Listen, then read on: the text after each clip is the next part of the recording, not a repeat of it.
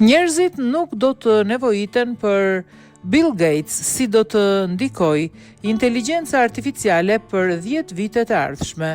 Bashkë themeluesi Microsoft, Bill Gates, vazhdon të mbetet një nga zërat me më ndikim në botën e teknologjisë, edhe pse ka reduktuar aktivitetin e tij profesional.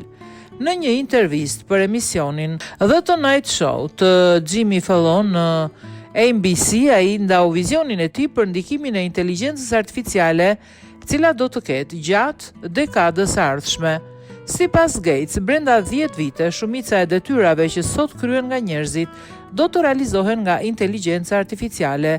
Ai nuk e sheh këtë zhvillim si kërcënim, por si një mundësi për përmirësim të ndjeshëm të efikasitetit dhe rezultateve në fusha të ndryshme.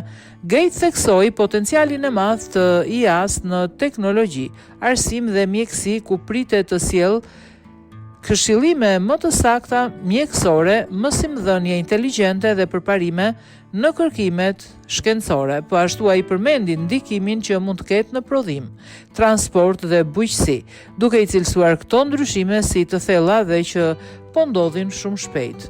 Filantropi amerikan foli edhe për rolin e tij në kërkimet mbi malarian dhe sëmundjen e Alzheimerit, duke përmendur se në vitin 2022 kishte shkruar se ai është mjeti më i fuqishëm për të ulur pabarazi në botë.